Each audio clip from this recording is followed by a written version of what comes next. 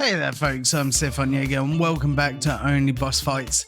Today we are going to explore every optional activity and event you can do in Baldur's Gate 3 Act 1. So without further ado, let's dive right in. This is in no particular order in the quests or events.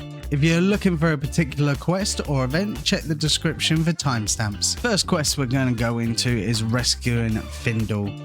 When leaving the Emerald Grove, there's a door to a secret area on the right hidden in the cliff.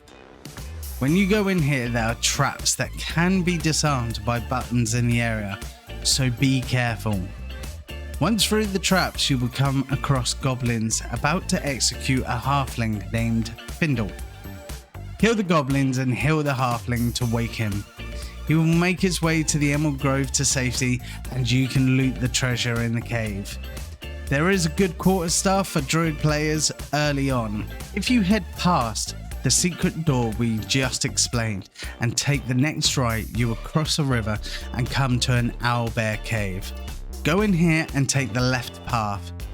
Here you will find a chest that, if you pass a persuasion check, shows the chest is protected by magic. You can get the prayer sheet from jumping the gap and retrieving it. Anyway, keep moving around and you will be interacting with an owlbear. If you have speak with animals, you can converse with her, and either if you're speaking to her or not, you need to choose to back away. This option will open an optional event later, but we will get to that later. Next, we're going to go on to recruiting the best boy. When you exit the owlbear cave, look left and climb the cragged rocks. Up here you will meet Scratch, the best dog in the world, whose master is obviously dead. Approach him, and if you have speak with animals, you will find out his master was attacked by gnolls. Do not tell Scratch his master is dead, because this will make him angry. Instead, invite him to your camp and let him sniff you so he can find you later. Return to the camp later on and you will find the best boy Scratch at your camp. The next area is the Blighted Village, containing plenty of secrets. But first walk around and you will find some goblins have tied a gnome to a windmill.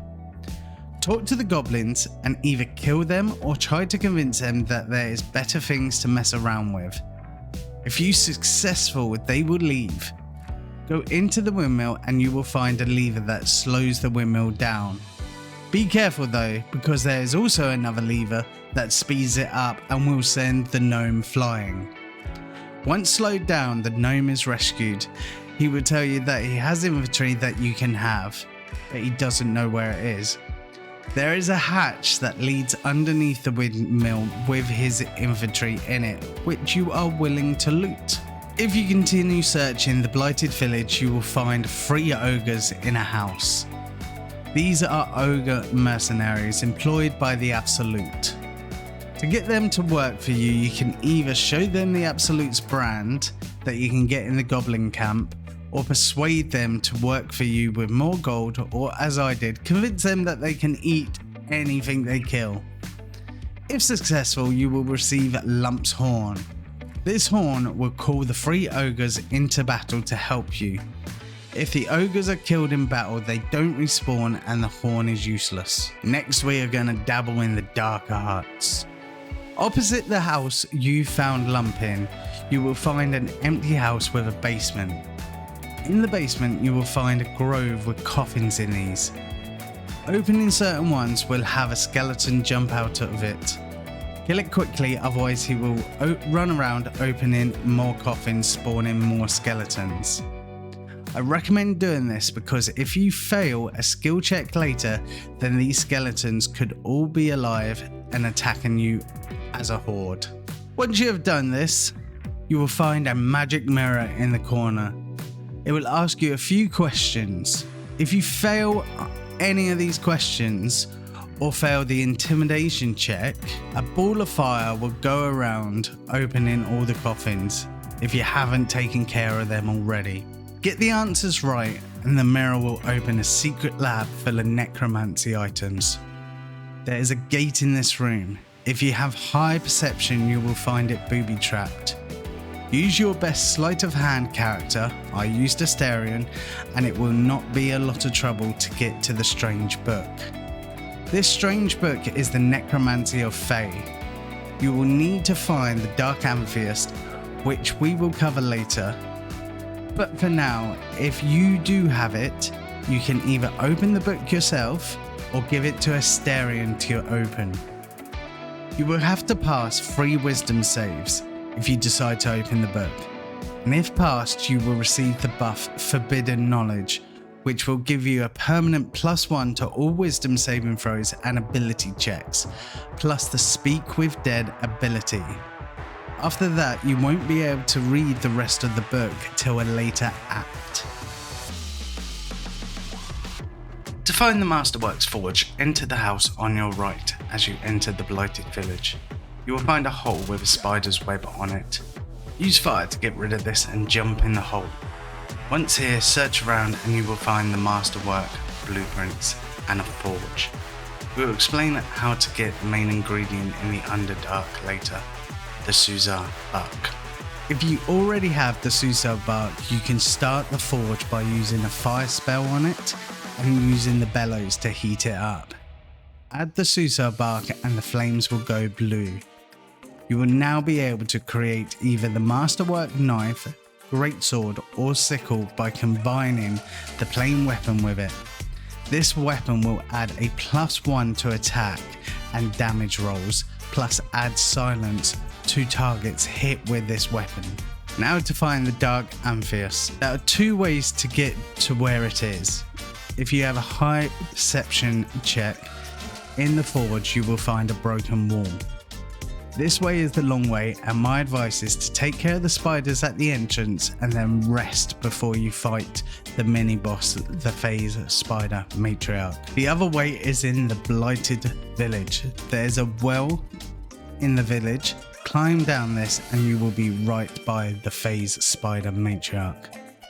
Fighting her can be hard, but if you are able to do it without any of her eggs hatching, you will get a trophy. Once defeated, on searching the area, you will find a purple jewel. This is the Dark Amethyst to open the Necromancy of Thay. Also here is one of the entrance to the Underdark. Use Featherfall and you can jump down.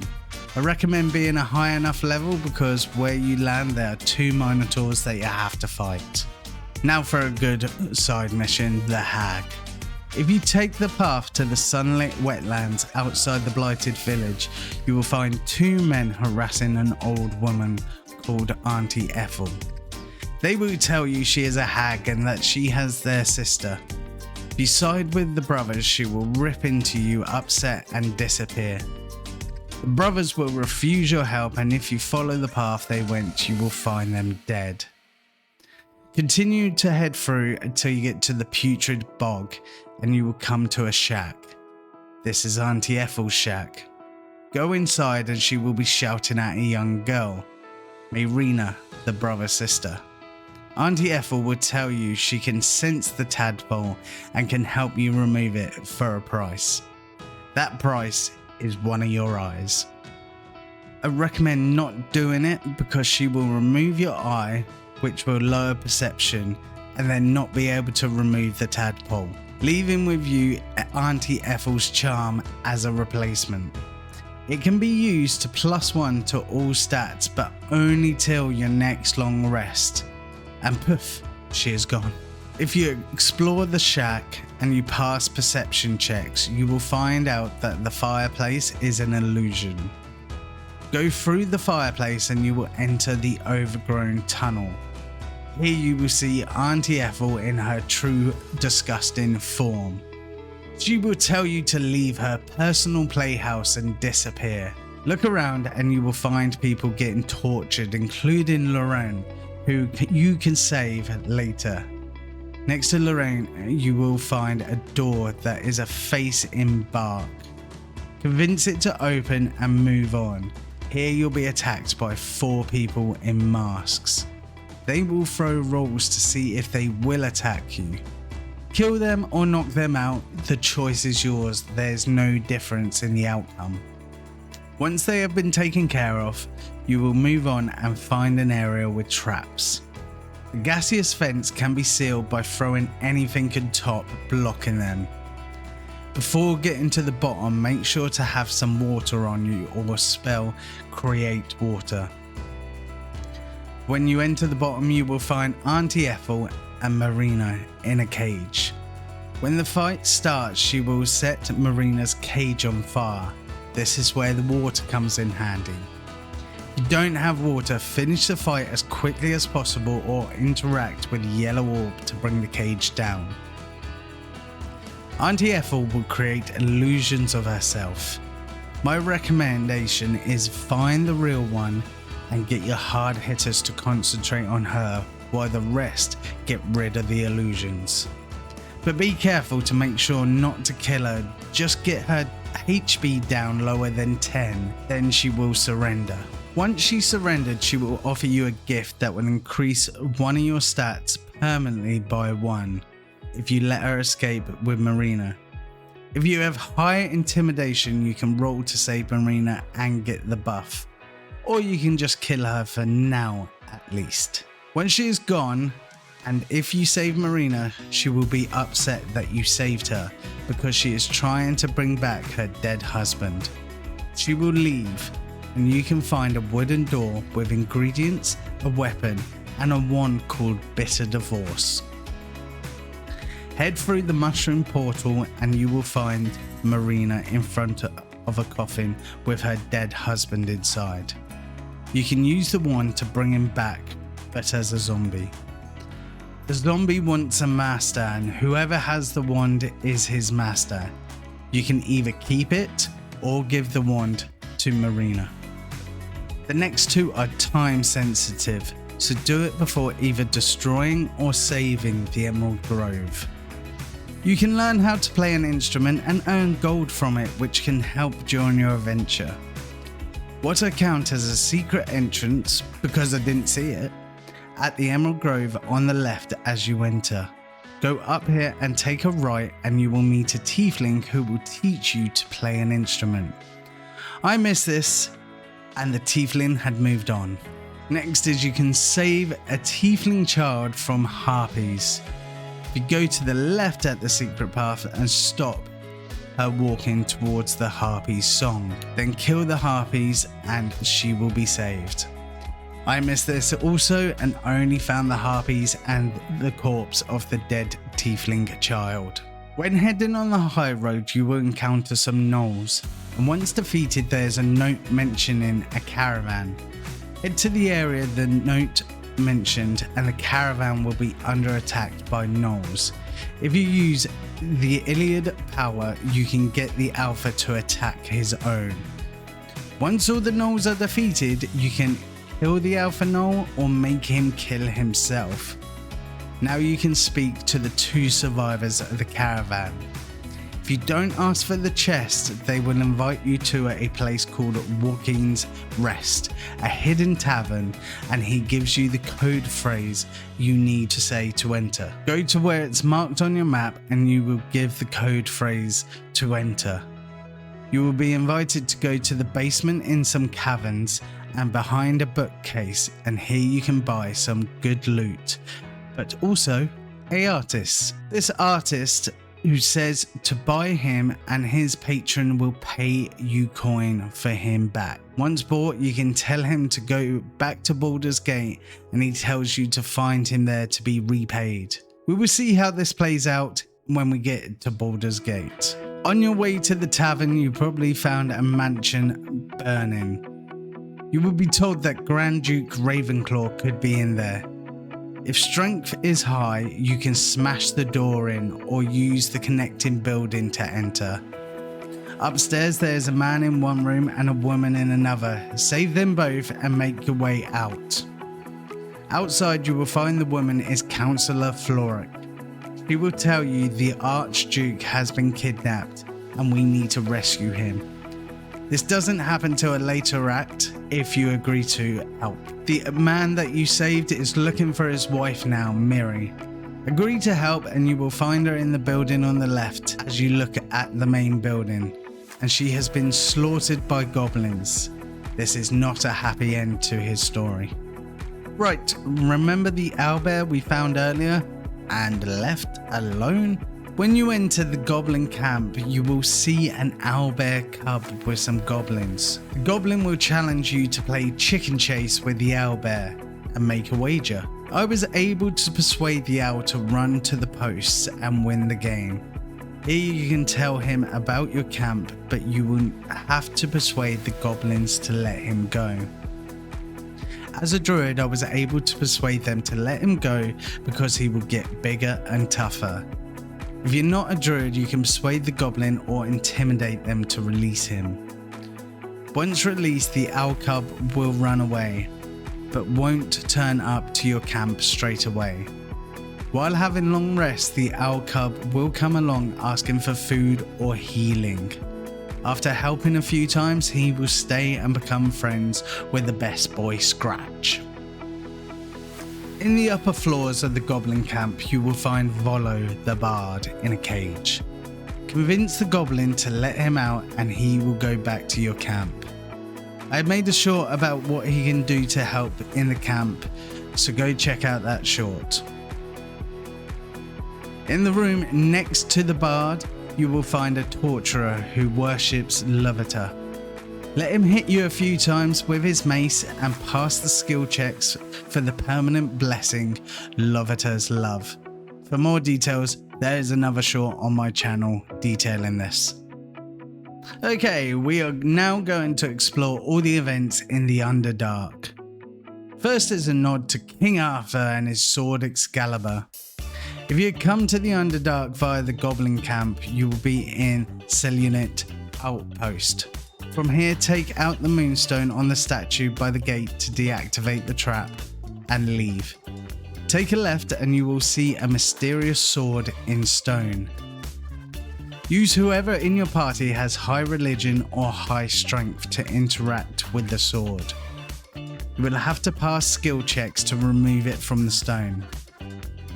The sword Phalar Aluve is the singing longsword and has the special ability of once per short rest to do ability singing sword. The ability can either be sing, where all allies within 6 meter radius gain plus 1d4 on attack and saving throws, or shriek, where all enemies in a 6 meter radius get a minus 1d4 on saves and take extra 1 to 4 thunder damage when hit. There is a colony in the Underdark that is inhabited by plant humanoids called Myconuids, with their leader being Sovereign Spore. Sovereign Spore will ask you to kill the Duergar intruders that threaten his colony with promises of treasure.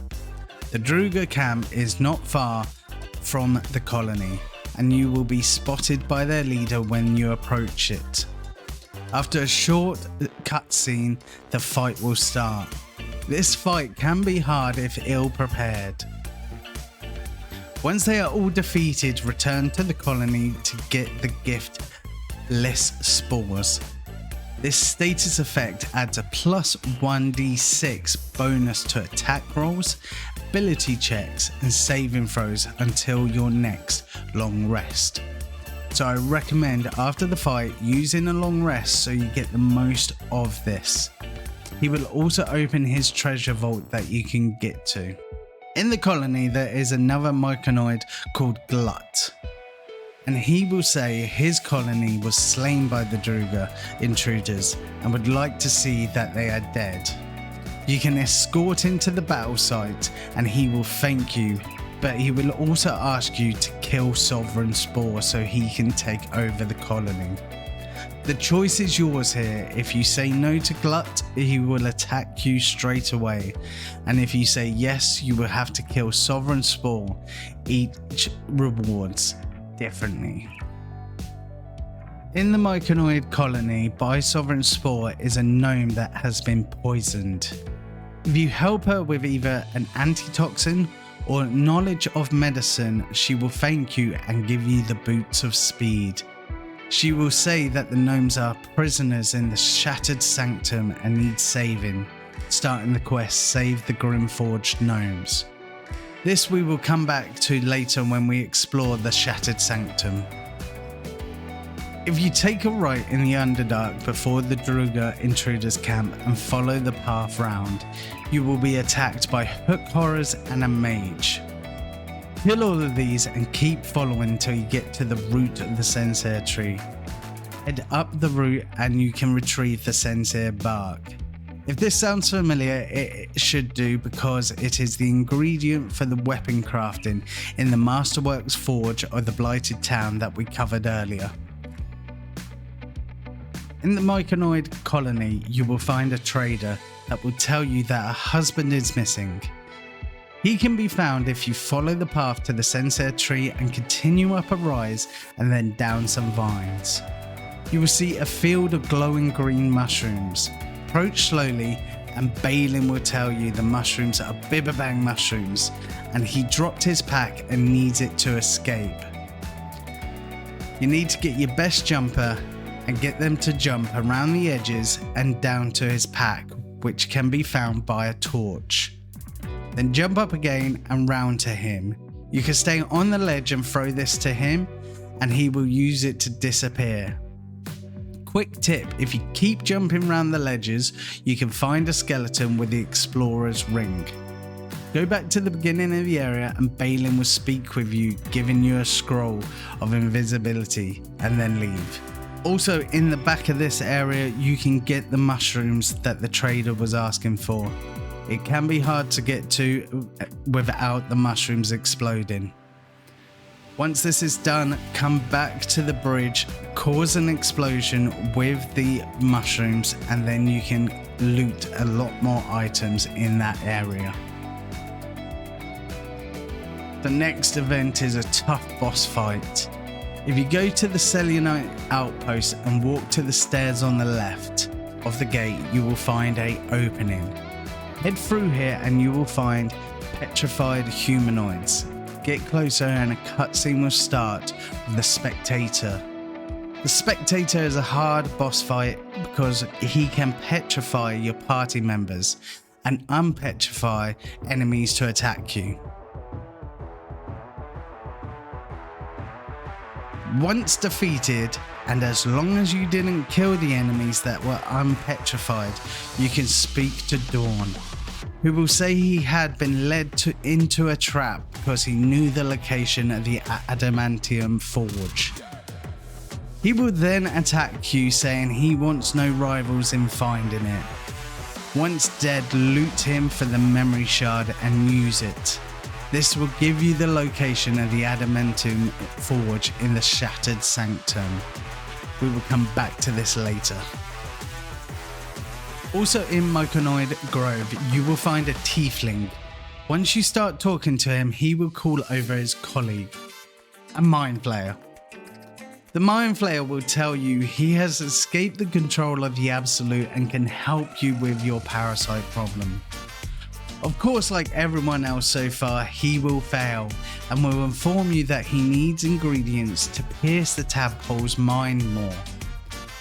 He will need ingredients to do this, and you will probably find the ingredients in an arcane tower belonging to an alchemist, but you're told it moves often. Fortunately, I know where it is, and soon you will too. Go to where you encountered the Spectator and climb down the cliff, and you will encounter the arcane tower. This tower has traps that cannot be destroyed. I advise taking your stealthiest character and splitting off from the team. Use this character to skirt round the sides, jump up the higher level and stay hidden hiding behind the statues. When you enter the tower, go to the left balcony and jump to the level below using the mushrooms. Here, head for the balcony to the right and use Featherfall to jump to the bottom. At the bottom you can move easier because there's no traps. Grab the flower petals and head back to the tower and open the door here.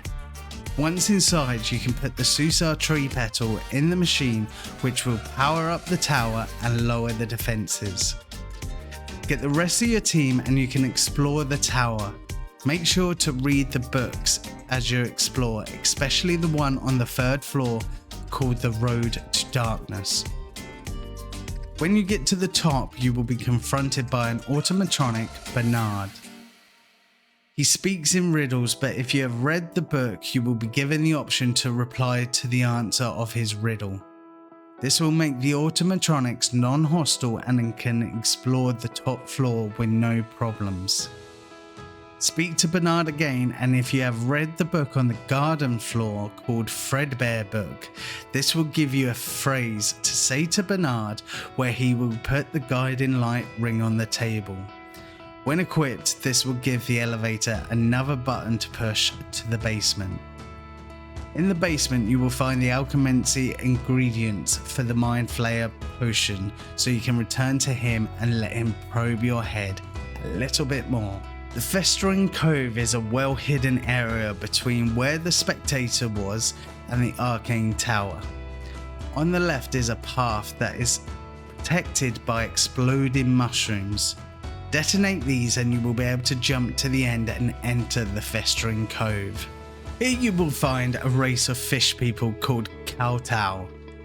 These are worshipping the Baal god, their god of blood, and he demands a sacrifice. Here you can either sacrifice a party member for the blessing of Baal, and know if you sacrifice him, you cannot resurrect them. So only do this if one is really annoying you.